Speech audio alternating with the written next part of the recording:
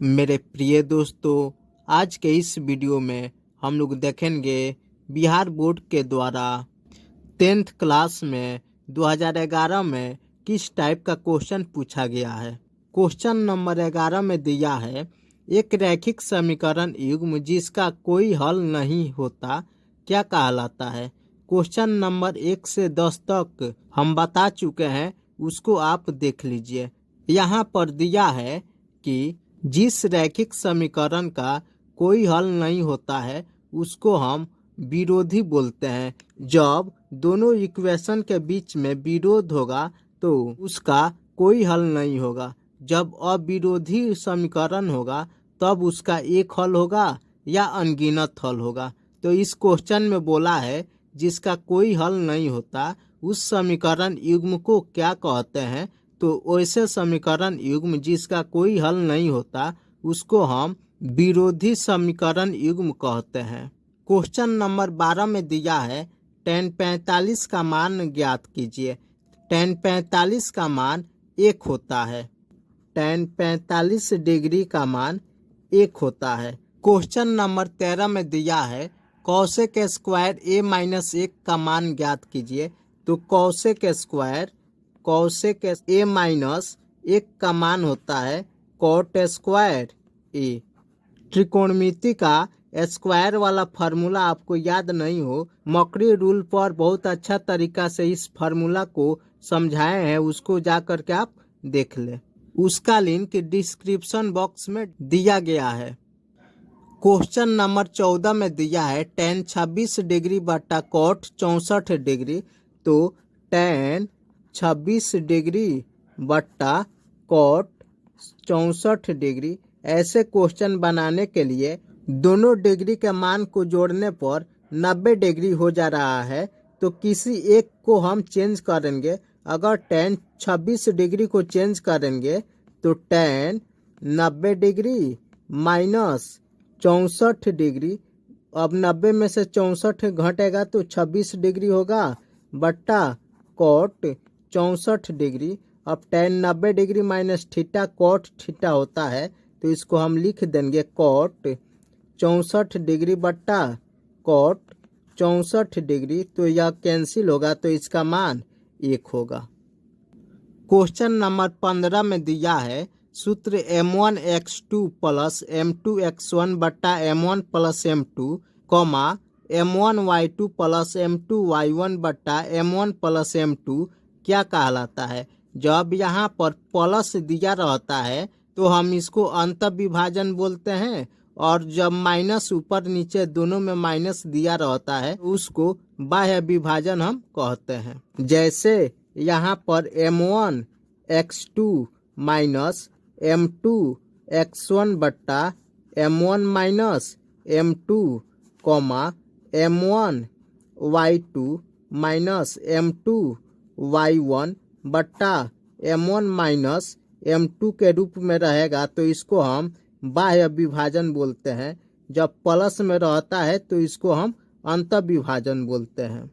Question number 16 में दिया है बिंदु P x1 y1 और Q x2 y2 के बीच की दूरी ज्ञात करें। बीच की दूरी होता है दो बिंदुओं के, यानी PQ के बीच की दूरी ज्ञात करना है। तो यहाँ पर हो जाएगा root over x1 minus x2 का square plus y1 minus y2 का स्क्वायर। अब यहाँ पर x1 माइनस x2 लिखे हैं तो यहाँ पर y1 माइनस y2 लिखे हैं। इसको अब यहाँ पर x1 लिखेंगे तो यहाँ पर y2 नहीं लिखेंगे।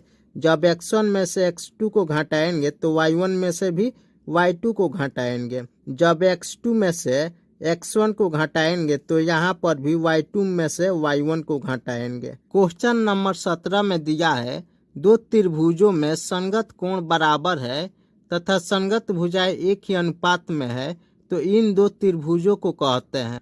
जब किसी दो त्रिभुज में संगत कोण बराबर होता है, जैसे एक त्रिभुज हम ABC बना दिए और दूसरा त्रिभुज PQR बना दिए, जब कोण A के बराबर कोण P रहेगा कोण बी के बराबर कोण क्यू रहेगा, कोण सी के बराबर कोण आर होगा। इसको हम संगत कोण बोलते हैं। संगत भुजा बोला है।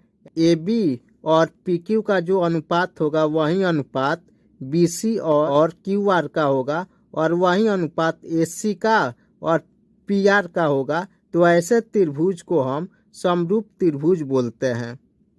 क्वेश्चन नंबर 18 में दिया है, एक समकोण त्रिभुज में कर्ण का वर्ग शेष दो भुजाओं के वर्गों के योग के बराबर होता है। इन प्रमेय को किसने प्रतिपादित किया? तो आपको मालूम होगा कि समकोण त्रिभुज में सबसे बड़ी भुजा यानी कर्ण का स्क्वायर दो छोटी भुजाओं के वर्गों के योग के बराबर होता है। यानी कर्ण का स्क्वायर बराबर होता है लंब का स्क्वायर प्लस आधार का स्क्वायर। तो इसको पाइथागोरस प्रमेय कहते हैं। क्वेश्चन नंबर 19 में दिया है, 3.5 सेंटीमीटर त्रिज्या वाले अर्धगोले का वक्र पृष्ठीय क्षेत्रफल ज्ञात करें।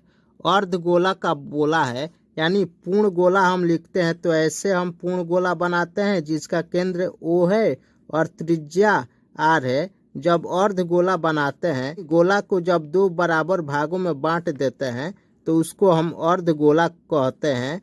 तो बोला है अर्धगोला का वक्र पृष्ठ का क्षेत्रफल, यानी इसका क्षेत्रफल हमको वक्र पृष्ठ का क्षेत्रफल बताना है। जब अर्धगोला के संपूर्ण पृष्ठ का क्षेत्रफल बोल दिया रहता, तो जब हम दो भागों में जब गोला को बांटेंगे तो यह जो होगा यह वृत्त के आकार का होगा।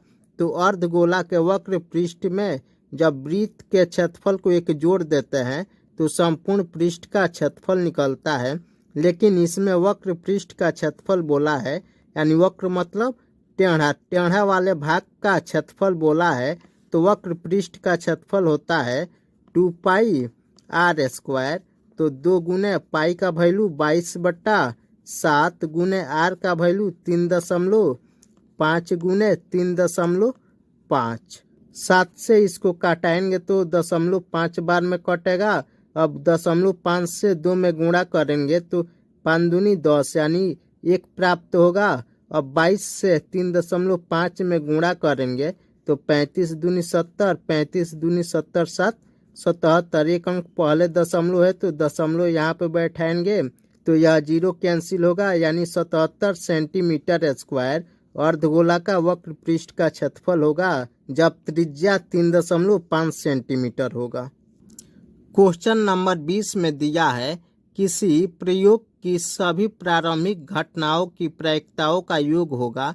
किसी भी प्रयोग के सभी घटनाओं के प्रायिकताओं को जोड़ते हैं तो उसका मान 1 होता है। यानी हम लिख सकते हैं P(E1) plus P(E2) plus dot dot, यानी E1 घटना की प्रायिकता E2 घटना की प्रायिकता, ऐसे n घटनाओं की प्रायिकता को जोड़ेंगे तो उसका योग 1 के बराबर प्राप्त होगा।